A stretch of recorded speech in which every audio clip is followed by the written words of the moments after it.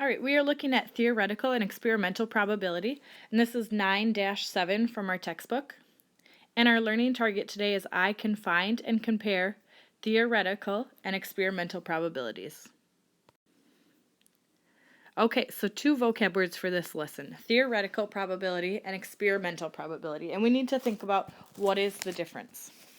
Okay, so if you think about the word theoretical or theory, this is what should happen in an experiment when we're doing probability experiments. So for example, rolling a dice, rolling the number 1, the theoretical probability, what should happen, we should get it 1 out of 6 times. Okay, and experimental probability, this is what actually happens when we do our experiment. Okay, so that's the difference between the two, and that's what you need to keep in mind as we are going throughout this lesson. Theoretical, in theory, how many should you get? Experimental, in the experiment, how many did we actually get? Okay, so examples of experimental probability here. So 2 number cubes are rolled 75 times, okay, and a sum of 9 is rolled 10 times. Okay, what is the experimental probability of rolling a sum of 9? So during the experiment, how many times did we roll a sum of 9? Well, we rolled it 10 out of 75 times. Okay.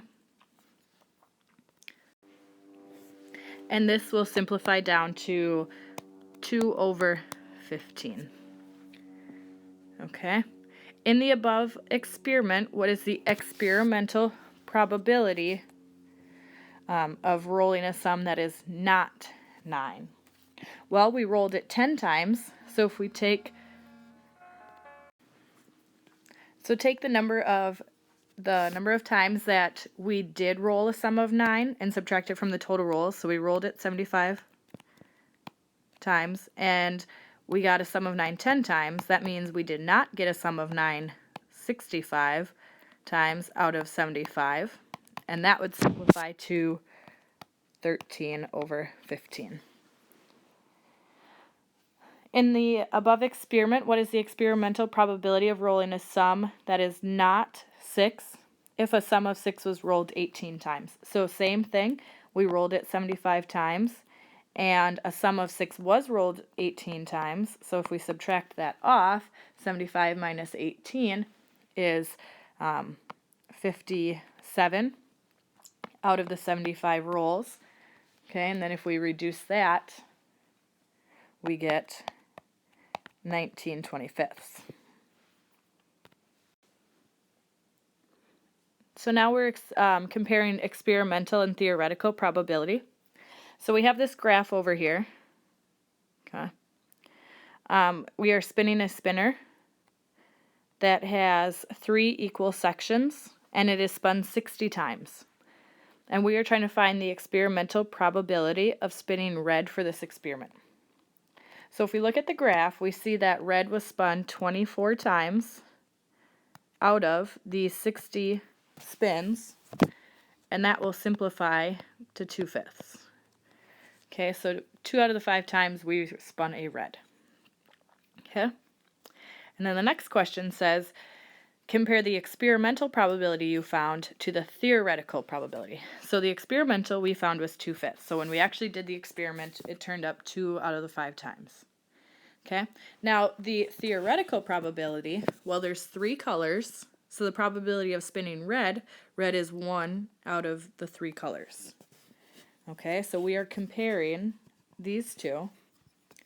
Okay, and 2/5 is pretty close to 1/3.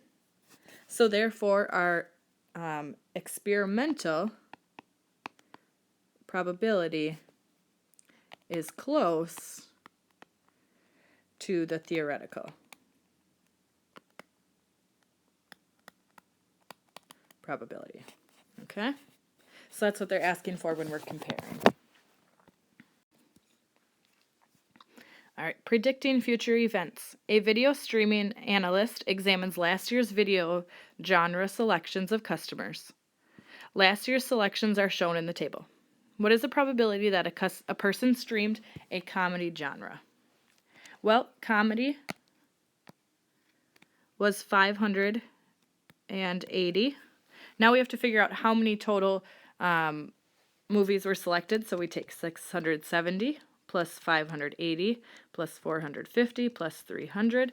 And there was 2,000 videos that were selected. Okay? Which that would simplify to 29 over 100. Okay? So the probability of a comedy genre being streamed was 29 out of 100. Okay, now suppose the analyst expects 5,000 customers this year. So we're going from 2,000 to 5,000 customers. How many drama selections should be expected? Well, when there was 2,000, so we have to set up a proportion in order to solve this. So 450 dramas were selected out of the 2,000. And now we want to know how many should be picked if we're expecting 5,000. Okay. All right, so now we have to solve this proportion. We cross multiply. So 450 times 5,000 equals 2,000 times x. 450 times 5,000 equals 2,250,000 equals 2,000x. Now to solve for x, divide each side by 2,000.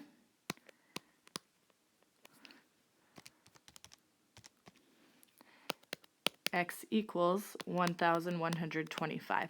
So they should expect to sell 1,125 drama DVDs. All right, so that is your notes on theoretical and experimental probability. So just remember, theoretical, what should happen in theory, and experimental, what actually happened in the experiment. If you're stuck, go back and rewatch the video. Otherwise, look in the example in your textbooks. Otherwise, go and take your 9-7 NICU at this time.